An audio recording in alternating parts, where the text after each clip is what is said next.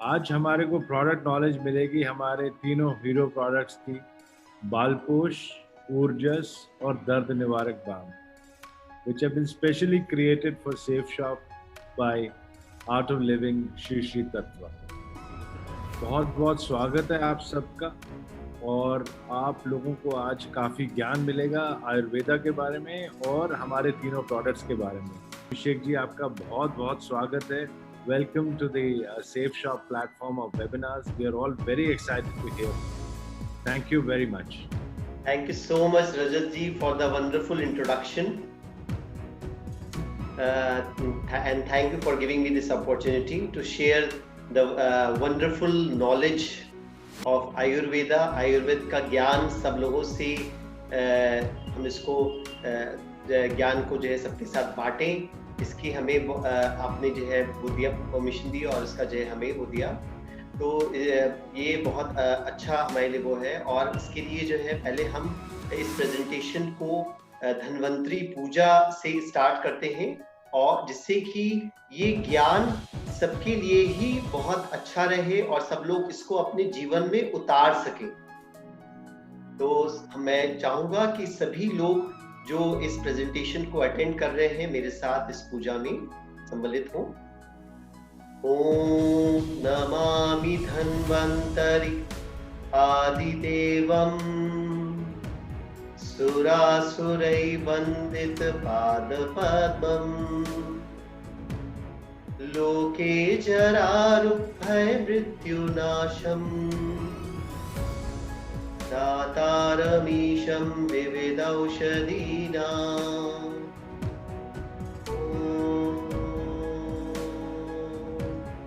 गुरु ब्रह्मा गुरु विष्णु गुरुदेवो महेश्वरा गुरु साक्षात् परम ब्रह्मा तस्मै श्री गुरुवे नमः।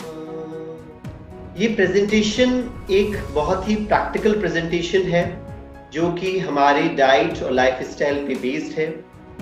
और आज क्योंकि कोरोना का संक्रमण इस देश में और पूरे वर्ल्ड में फैल रहा है और सभी लोग ये बात कर रहे हैं कि कोरोना से बचना है, तो अपनी हाइजीन, सोशल डिस्टेंसिंग के साथ में सबसे अच्छा जो उपाय है वो है अपनी इम्यूनिटी को स्ट्रॉन्ग बनाना। तो आयुर्वेद में इम्यूनिटी का क्या कॉन्सेप्ट है, क्या बताया गया है, आज हम इसके बारे में बात करेंगे। इम्यूनिटी जो है, इम्यूनिटी को जानने से पहले आयुर्वेद क्या है, क्योंकि ज्यादातर लोग आयुर्वेद को सिर्फ एक जड़ी बूटी या चूरन चटनी के से जानते हैं, बट आयुर्वेद है क्या। तो आयुर्वेद में इम्यूनिटी को जो है व्याधि शमत्व बताया गया, व्याधि का जो शमन करे, व्याधि मतलब डिजीज, और जो उसका शमन करे, तो अगर या फिर रोग प्रतिरोधक क्षमता के नाम से बताया गया। तो जितनी आपकी रोग प्रतिरोधक क्षमता अच्छी होगी उतनी ही कम बीमारी या व्याधि होगी और उतना ही ज्यादा आप हेल्दी रह सकेंगे। तो पहली चीज हमें ये समझने की है कि आयुर्वेद क्या है। ये सिर्फ एक दवाई नहीं है या एक पैथी नहीं है, जैसे होम्योपैथी होती है, एलोपैथी होती है। होम्योपैथी, एलोपैथी ये एक टाइप ऑफ मेडिसिन है, बट आयुर्वेद दवाई तो है ही, बट उसके साथ में हमारी जीवन शैली भी इसमें आती है। आयुर्वेद का मतलब है आयु का वेद, मतलब जब से हमने जन्म लिया तब से लेकर के जब तक हम जीवित रहते हैं तब तक हमें अपने जीवन शैली में किन किन रूल्स को फॉलो करना है जिससे कि हम स्वस्थ रह सकें।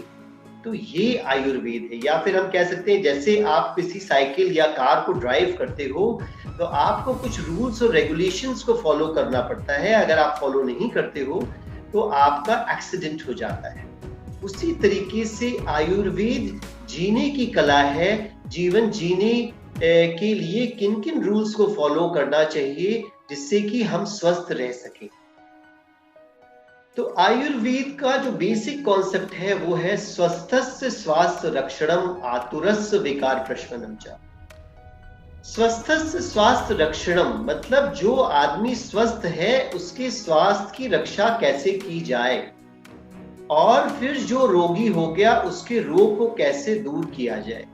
तो ये एक बेसिक कॉन्सेप्ट है, बट अनफॉर्चुनेटली जो पहली लाइन है स्वस्थस्य स्वास्थ्य रक्षणम हम कहीं कहीं भूल जाते हैं और इसको हम अपने जीवन शैली में फॉलो नहीं करते हैं, और हम आयुर्वेदिक डॉक्टर के पास तभी जाते हैं जब हम किसी न किसी क्रॉनिक बीमारी से पीड़ित होते हैं।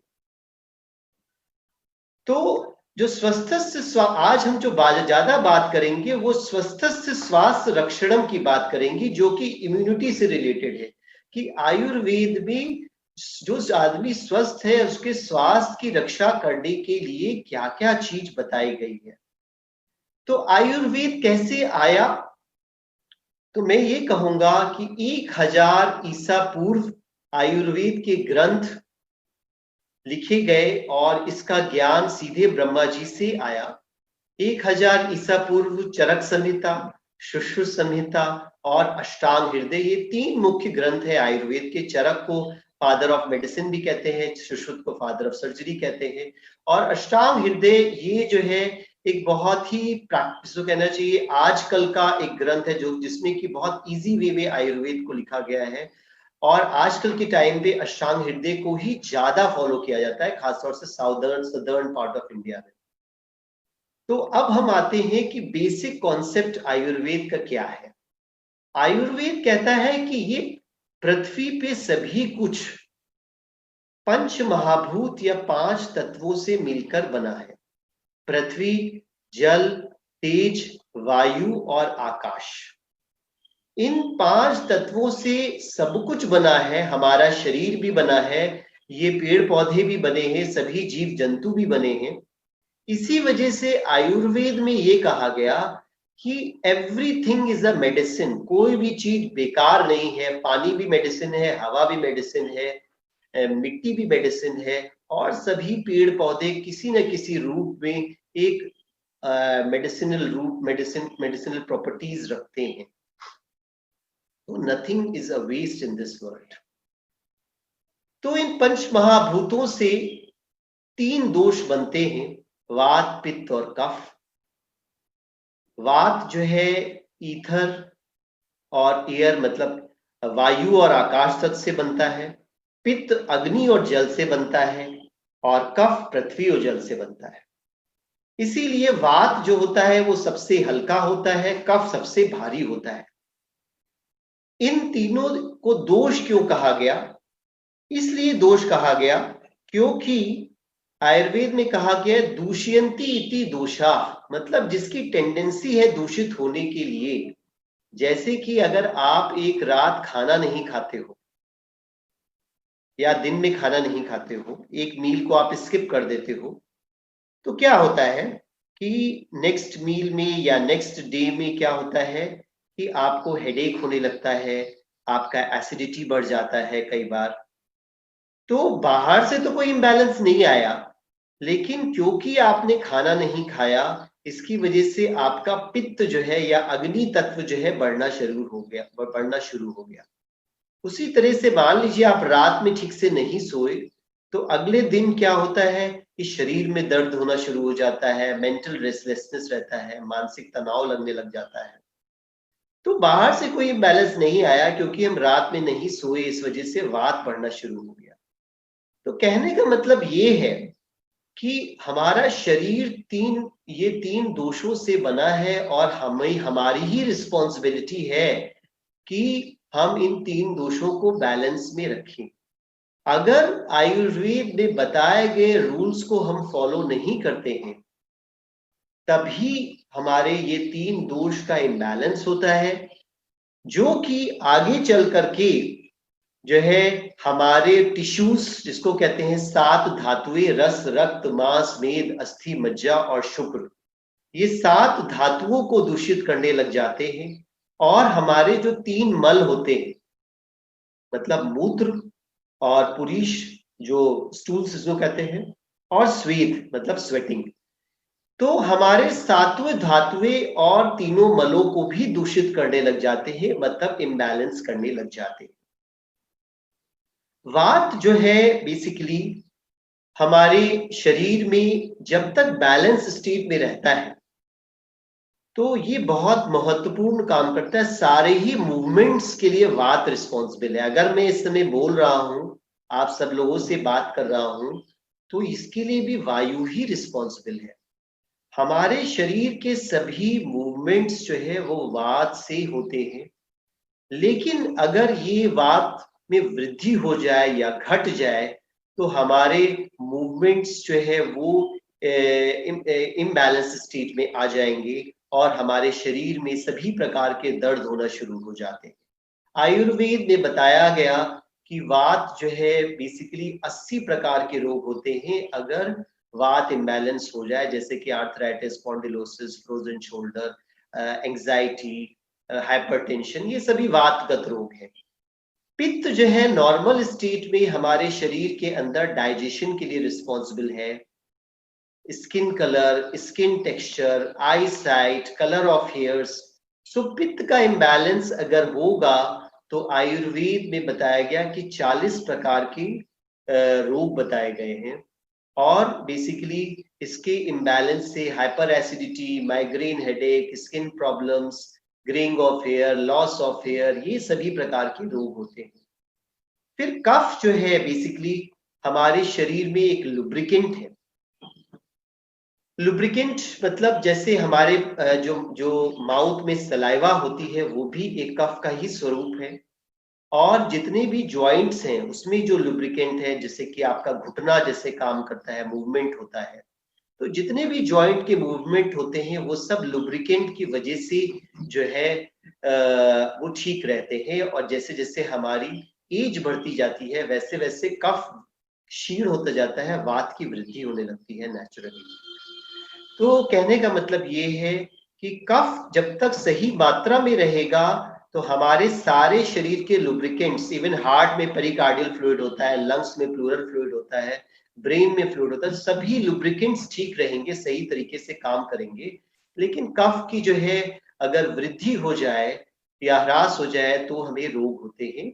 और करीब 20 प्रकार के कफज रोग बताए गए हैं, जिसमें कि डायबिटीज मिलिटस, हाइपरलिपिडीमिया, कोलेस्ट्रॉल, ओबेसिटी, मोटापा का बढ़ जाना, या फिर इंडिजेशन, कफ कंजेशन, ये सभी प्रकार के रोग आते हैं।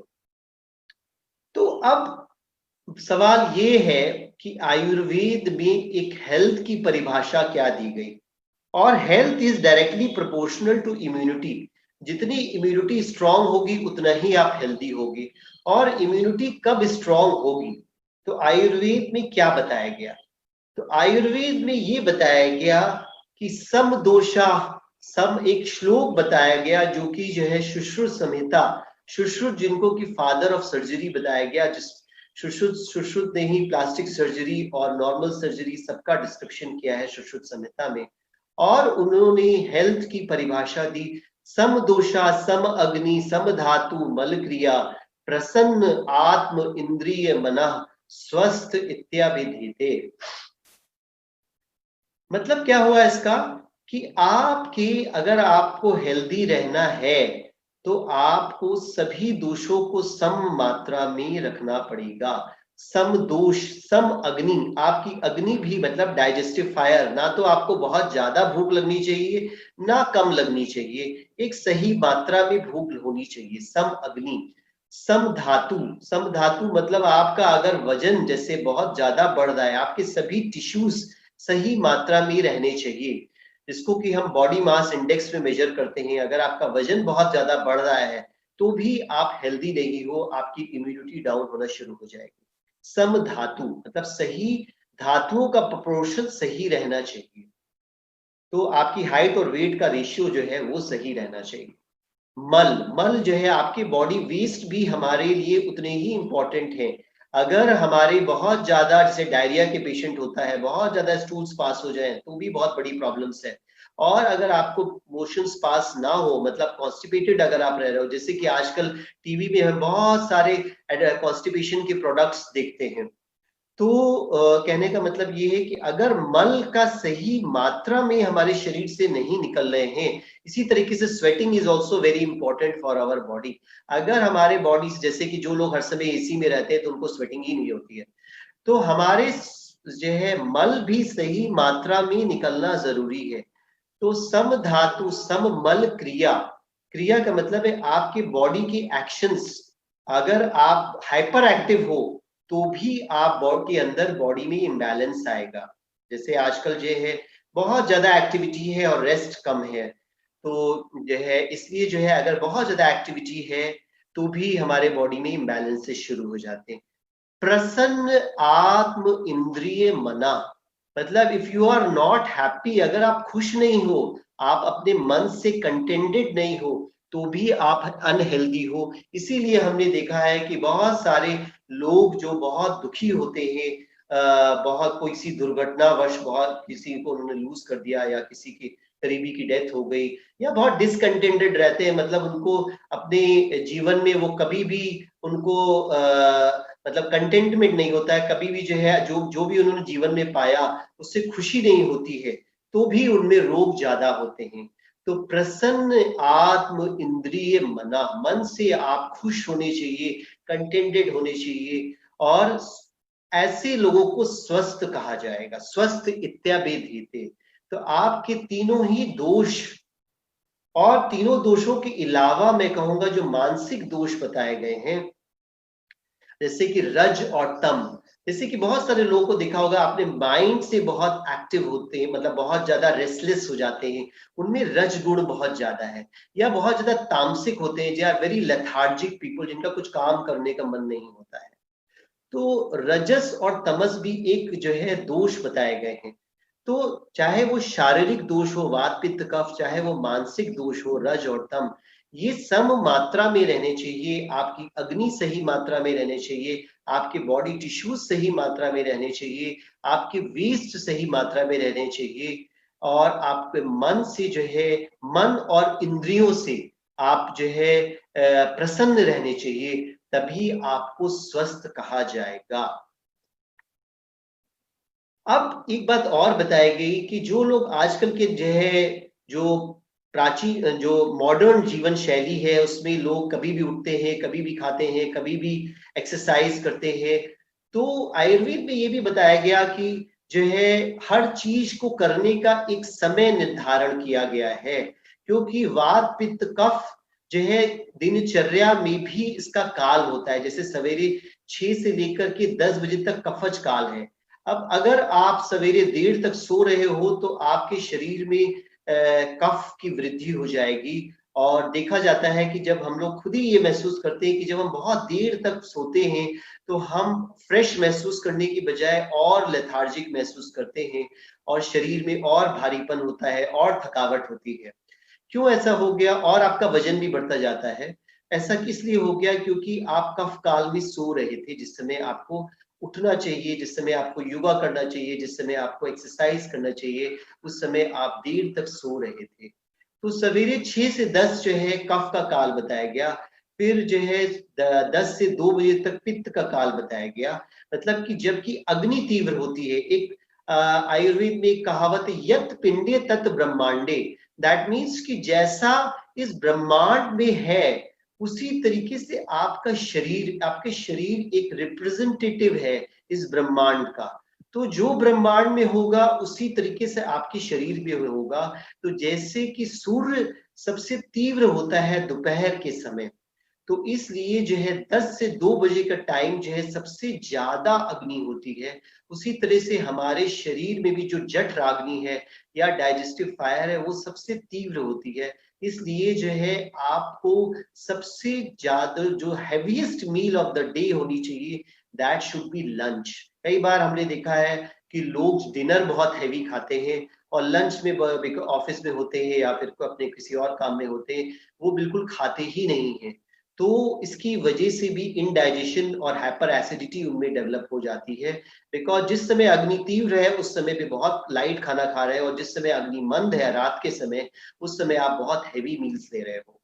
तो इस तरह से जो है आपका जो दोषों की स्थिति है दिन में, उसको भी फॉलो करना चाहिए। फिर 2 से 6 बजे शाम को वो वात का काल होता है, और उसके बाद फिर इसी तरह से रात में भी 10 से 2 बजे तक जो है आपका 6 to 10 जो है कफश काल होता है, 10 से जो है 2 बजे तक जो है आपका पित्त का काल होता है, और 2 से 6 बजे तक जो है वात का काल होता है। इसीलिए वात के काल में अगर हम उठते हैं 6 बजे के अंदर मॉर्निंग में, तो हम बहुत लाइट फील करते हैं, अच्छा महसूस करते हैं। इसीलिए कहावत है early to bed and early to rise, है ना। तो इसलिए आयुर्वेद ने बताया क्या कि दिनचर्या इज वेरी वेरी इंपॉर्टेंट। तो 3 चीजें जो आयुर्वेद में स्वस्थ रहने के लिए बताई गई है, वो है एक तो दिनचर्या, मतलब आपका डेली रूटीन, जो कि बहुत जितना अच्छा आप उसको मैनेज करोगे उतने ही आप हेल्दी रहोगे, उतना ही आपकी इम्यूनिटी अच्छी रहेगी। फिर ऋतुचर्या, मतलब आपकी चेंजिंग वेदर कंडीशंस के हिसाब से खाने में क्या क्या चेंजेस करने चाहिए, तो दैट इज ऋतुचर्या। तो ऋतुचर्या का भी हम जैसे पालन करते हैं वैसे वैसे हमारी हेल्थ और अच्छी होती जाती है।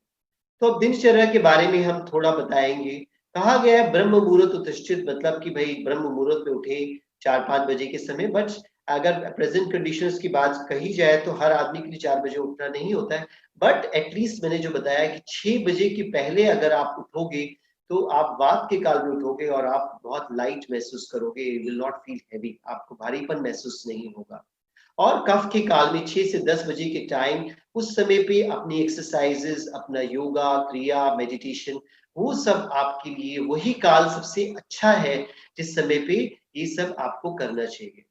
फिर दंत धावन, जो पहले जो है दतून यूज करते थे दांतों को साफ करने के लिए, जिसमें नीम, करवीर, करंज, ये सब जो है हर्ब्स का, दतून का इस्तेमाल करते थे। तो ये सब ऐसी दवा, ऐसे ऐसे हर्ब्स हैं जो कि कड़ू, मतलब कटु तिक्त कसाय, मतलब कड़वी चीजें हैं इसमें। तो ये अपने आप जब हम दतून करते थे तो पहले उससे रस भी निकलता था, उससे आपके माउथ की क्लेंजिंग भी होती थी, उससे जो रस निकलता था आपके शुगर लेवल्स भी कम होते थे। तो दतून के ये फायदे हैं। फिर आप जब टंग स्क्रैपिंग करते हो, आप जो है अपनी टंग को साफ करते हो, तो उससे सारा आम निकल जाता है, जो आपकी टंग होती है वो उसमें सारा जो टॉक्सिन्स है बॉडी के वो सब निकलते हैं। फिर आजकल जो है कोरोना के लिए भी जो है आयुष मंत्रालय ने ऑयल पुलिंग बताया, सो कवल आयुर्वेद में बताया गया कि आप जो है 1 से 2 टेबल स्पून तिल तेल या कोकोनट ऑयल जो है आप इसको मुंह में रख करके और इसको पूरा घुमाएं। इससे क्या होगा कि आपके थ्रोट में, आपके माउथ में एक ऑयल की लेयर, जिस परत जैसे जमेगी, जो कि आपको कोरोना वायरस से बचाएगी, आपके थ्रोट जो इन्फेक्शन होता है उससे बचाएगी। तो आप जब ब्रश करते हो उसके बाद फिर जो है ऑयल पुलिंग या कवल कह सकते हैं इसको, बस मुंह में जो है 1 से 2 टेबल स्पून जो है आप ऑयल ले सकते हो, और उसको थोड़ी देर तक, करीब 5 मिनट तक मुंह के अंदर इसको घुमाइए। फिर जो है लेमन वाटर, जैसे बहुत सारे लोग मॉर्निंग टी पीते हैं, पीने के लिए उनका हैबिट होता है, तो उसकी जगह पे अगर आप गुनगुना पानी नींबू डाल करके पिएंगे तो वो बहुत अच्छा होता है। वो आपके लेमन वाटर, एक तो विटामिन सी बहुत होता है, और दूसरी चीज है कि वो एल्कलाइन आपके ब्लड को करता है। जितना आपका ब्लड एल्कलाइन रहेगा उतने ही इन्फेक्शंस आपको कम होंगे। तो इसलिए सवेरे उठ करके गुनगुने पानी में नींबू डाल करके पीना ये बहुत ही अच्छा है। फिर बावल हैबिट्स, ये बहुत देखा गया है आजकल बच्चों में, मिडिल एज ग्रुप में, और बहुत सारे लोगों की बावल हैबिट्स होती नहीं, कभी भी लैट्रिन आ जाए कभी भी चले जाते हैं। तो बावल हैबिट्स और कॉन्स्टिपेटेड रहते हैं। तो कॉन्स्टिपेशन एक ऐसी चीज है जिससे कि जो है बहुत सारे रोगों को बढ़ाता है कॉन्स्टिपेशन। और जैसे मैंने कहा कि आपके मल अगर सही से साफ नहीं होंगे तो आपके बॉडी के अंदर टॉक्सिन्स रहेंगे। तो इसके लिए प्रॉपर आयुर्वेदिक इलाज कराना चाहिए, ना कि जो टीवी में एडवर्टाइजमेंट्स होते हैं जिसमें कि हैबिट फॉर्मिंग टेंडेंसीज होती हैं, ऐसे ऐसे प्रोडक्ट्स बेचे जाते हैं जो कि हैबिट फॉर्मिंग टेंडेंसी होती है, और वो आपका मेन दोष का इलाज नहीं होता है और आप उसकी आदी हो जाते हैं। तो इसलिए बावल हैबिट, सवेरे उठ के प्रॉपर मोशंस होना ये बहुत आवश्यक है। फिर थोड़ा सा मसाज, क्योंकि आयुर्वेद में बताया गया वायु दोष जो है बहुत जल्दी इम्बैलेंस हो जाता है। जैसे कि आजकल गर्मी में आप एसी में रहते हो तो आपका वायु बढ़ जाता है, आप ठंडी चीजें ज्यादा खाते हो तो वायु बढ़ जाता है। तो थोड़ा अगर आप तिल तिल से अपने शरीर की मालिश करते हो तो वो बड़ा लाभदायक है आपके लिए। फिर योग और ध्यान, योग और ध्यान, इससे जो है आपके शरीर का सर्कुलेशन और जो है मन पे जो वात का दोष होता है, आजकल मानसिक रोग भी बहुत ज्यादा बढ़ गए हैं, जैसे कि एंजाइटी, हाइपरटेंशन, ये सब और कुछ नहीं है, बस मन में वात की वृद्धि है। जो कि अगर हम प्राणायाम, सुदर्शन क्रिया, मेडिटेशन ये सब करते हैं अगर अपनी जीवन शैली में, तो इससे हमारे वात दोष, पित्त दोष, ये सभी कुछ बैलेंस में आते हैं। तो इसको नहाने के बाद आपको जरूर करना चाहिए। फिर खाने का समय, भोजन खाने के समय, खाने की मात्रा, और हल्का भोजन, ज्यादा ऑयली नहीं, ज्यादा फ्राइड नहीं, मीठे का त्याग। स्वीट्स जो होता है आपकी इम्यूनिटी को बहुत डाउन करता है, तो मीठा जो है, बहुत ज्यादा सॉल्टी फूड या बहुत ज्यादा स्वीट्स और मैदे का प्रयोग, ये जरूर जो है कम करना चाहिए बेसिकली खाने में। तो इसको जरूर आपको जो है कम करना चाहिए, और खाने के समय अपना पूरा ध्यान खाने पे ही रखना चाहिए। फिर नस्य, ये भी जो है आयुष मंत्रालय की रिकमेंडेशन है फॉर प्रिवेंटिंग कोरोना ऑल्सो, कि आप अपनी नाक में जो है अणु तेलम आता है वो डालना चाहिए, और नाक में थोड़ा सा उसका ऑयल एप्लीकेशन भी करना चाहिए, कि एक उंगली में, अपनी छोटी उंगली में ऑयल लेकर के अपने नाक पे आप लगाओ। तो उससे भी जो है, जो कोरोना वायरस है वो भी आपके मुंह से या आपके नाक के द्वारा ही अंदर जाता है। तो अगर आप इन दोनों ही स्थान को स्वस्थ रखोगे तो आप देखोगे कि इस इन्फेक्शन से आप बचे रहोगे। फिर निद्रा या sleep, sleep is also very important, और हम इंडियंस की आदत होती है देर रात तक काम करने की, और शुरुआत से एक बड़ी, हम बच्चों में भी आदत डालते हैं कि बेटा पढ़ाई करो, रात में पढ़ाई करो। फिर बहुत सारे यंगस्टर्स हम देखते हैं 2-2 बजे रात तक जागते हैं, एक हैबिट पड़ जाती है। तो जैसे मैंने बताया कि आयुर्वेद के दोषों के हिसाब से कैसे नींद का सही समय पे होना ये बहुत आवश्यक है, सही मात्रा में होना बहुत आवश्यक है, और सही क्वालिटी ऑफ स्लीप होना बहुत आवश्यक है। तो इन तीनों का ही आपको ध्यान देना चाहिए। फिर लास्ट में आता है रसायन सेवन, रिजुविनेटर्स। ये बहुत बहुत आवश्यक है, और ये जो है हम लोग का लाइफ में बहुत ही निग्लेक्टेड है। कि आयुर्वेद में जैसे हम लोग जब प्रिस्क्रिप्शन लिखते हैं तो ज्यादातर पेशेंट्स जो होते हैं, हर बीमारी के लिए आयुर्वेद में रसायन बताए गए हैं। रसायन क्या होते हैं? आयुर्वेद में बताया गया, लाभ अपायो ही शस्ता नाम रसादी नाम रसायन, मतलब वो हर्ब्स जो कि आपकी पाचन प्रणाली को इतना अच्छा करती है, और कि आपके सभी टिश्यूज का पोषण और एब्जॉर्प्शन ज्यादा से ज्यादा अच्छा हो, वो रसायन में आते हैं। तो आयुर्वेद में आपके सभी ऑर्गन्स के लिए रसायन बताए गए हैं, जैसे कि तुलसी, ये आपके लंग्स के लिए, रिस्पिरेटरी सिस्टम के लिए बहुत अच्छा रसायन है। और जो है कंठकारी, ये भी बहुत अच्छा एक रसायन है। अश्वगंधा, ये जो है आपके नर्वस सिस्टम के लिए बहुत अच्छा रसायन है। फिर आंवला, ये जो है पित्त वाले लोगों के लिए, जिनको acidity, migraine headache, hair fall, ये एक बहुत अच्छा रसायन है। त्रिफला, ये बहुत एक अच्छा रसायन है जिन लोगों को कॉन्स्टिपेशन की प्रॉब्लम्स होती है, ओवरवेट होते हैं, शुगर की प्रॉब्लम्स होती है, कोलेस्ट्रॉल की प्रॉब्लम्स होती है। तो triphala is a very good rejuvenator. तो रसायन ऐसी हर्ब्स है जो कि एक हेल्दी आदमी को अपने हेल्थ को मेंटेन करने के लिए, या अगर आपको पता है कि भाई हमारे इस ऑर्गन में कमजोरी है, हर इंसान में कोई ना कोई ऑर्गन ऐसा होता है जो कि कमजोर होता है, तो उस ऑर्गन को मजबूत करने के लिए, हर ऑर्गन के लिए, चाहे वो किडनीज हो, चाहे वो लंग्स हो, चाहे वो हार्ट हो, चाहे वो आपके मसल्स हो, चाहे वो लिवर हो, चाहे वो ब्रेन हो, सब चीजों के लिए आयुर्वेद में पर्टिकुलर हर्ब्स है जो कि उस ऑर्गन को पुष्टि करती है। तो एक नॉर्मल हेल्दी आदमी भी उस ऑर्गन्स को मेंटेन करने के लिए जो है आप उन पर्टिकुलर रसायन को आयुर्वेदिक डॉक्टर को कंसल्ट करके ले सकते हो। तो रसायन का प्रयोग स्वस्थ रहने में बहुत आवश्यक है, क्योंकि इसमें एंटीऑक्सीडेंट्स होते हैं और ये आपके डाइजेशन पावर को इम्प्रूव करता है, आपकी इम्यूनिटी को इम्प्रूव करता है। तो गुड़ुचि, जो आजकल गुड़ुचि अमृत बोला गया है, ये भी एक रसायन है। तो रसायनों का प्रयोग बहुत अच्छा है, बहुत जरूरी है अपने आप को स्वस्थ रखने के लिए। फिर ऋतुचर्या की बात करी जाए तो ये बहुत जरूरी है कि जो भी वेदर कंडीशंस चेंज हो रही है उसके हिसाब से ही हम सब्जियां और फलों का सब्जियां, फल और अपने ग्रेन्स का प्रयोग करें। जैसे कि बहुत सब, क्योंकि आजकल जो है एक इंटरनेशनल मार्केट हो गया है, आप मॉल्स में सब कुछ सभी वेदर कंडीशंस में पा सकते हो, सभी तरीके की हरी सब्जियां, सभी तरीके के फ्रूट्स हैं। और बहुत सारे लोग समझते हैं कि फ्रूट्स हम खा रहे हैं तो वो किसी भी वेदर में खाए वो हेल्दी ही होगा। जैसे मैंने बहुत सारे लोगों को देखा है कि खरबूजा तरबूज वो जाड़े में खा रहे हैं, ठीक है। तो अब खरबूजा तरबूज वो अगर खरबूजा तरबूज की तासीर ठंडी है और वो अगर जाड़े में ये सोच के खा रहे हैं कि भाई ये तो एक फ्रूट है और ये हमें मदद करेगा, तो ये आपकी इम्यूनिटी को वो कमजोर कर रहा है। इसलिए जो है कहा गया है कि ईट लोकल एंड थिंक ग्लोबल।